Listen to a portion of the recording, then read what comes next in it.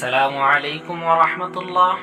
আজকে আমরা জানবো জুমার দিনের গুরুত্বপূর্ণ আমলগুলো, যেগুলো আমল করলে আমরা বেশি বেশি সওয়াব অর্জন করতে পারি। জুমার দিনের প্রথম আমল চুল, নখ ও শরীরের অন্য স্থানের আবর্জনা পরিষ্কার করা। 2 নাম্বার আমল জুমার নামাজের আগে গোসল করা। আল্লাহ তাআলা কোরআনে কারীমে ইরশাদ ফরমায়েছেন, আউযু বিল্লাহি মিনাশ শাইতানির রাজীম, বিসমিল্লাহির রহমানির রহিম, ইন্নাল্লাহা ইউহিব্বুত তাওয়াবিন ওয়া ইউহিব্বুল মুতাতাহহিরিন। নিশ্চয়ই আল্লাহ তাআলা তওবাকারী এবং পবিত্রতা অর্জনকারীকে ভালোবাসেন। আল্লাহ রাসূল সাল্লাল্লাহু আলাইহি ওয়াসাল্লাম বলেন, আত-তুহুরু শাতরুল ঈমান, পবিত্রতা ঈমানের অঙ্গ।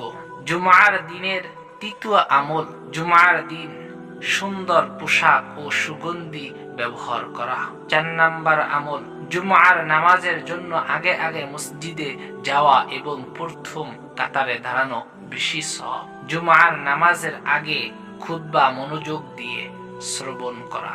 6 নাম্বার আমল জুমার দিন এমন 2টি সময় রয়েছে যে সময় দোয়া করলে আল্লাহ তাআলা দোয়া কবুল করেন। 1, 2 খুতবার মাঝখানে দোয়া করলে আল্লাহ তাআলা দোয়া কবুল করেন এবং আসরের নামাজের পর থেকে সূর্য ডোবার আগ পর্যন্ত দোয়া করলে আল্লাহ তাআলা দোয়া কবুল করেন। 7 নাম্বার আমল জুমার দিন সূরা কাহাফ তিলাওয়াত করা।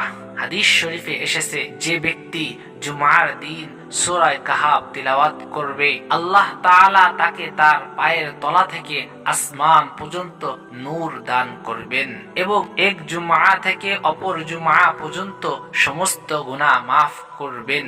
8 নম্বর আমল জুমার দিন আসরের নামাজের পর বিশেষ এই দুরূদ 80 বার পাঠ করলে আল্লাহ তাআলা তার 80 বছরের গুনাহ মাফ করবেন এবং 80 বছরের নেক আমলের সওয়াব তার আমল নামায় লিখে দিবেন। দুরূদটি হলো এই, আল্লাহুম্মা সাল্লি আলা মুহাম্মাদিন নাবিয়্যিল উম্মিয়্যি ওয়া আলা আলিহি ওয়া সাল্লিম তাসলিমা।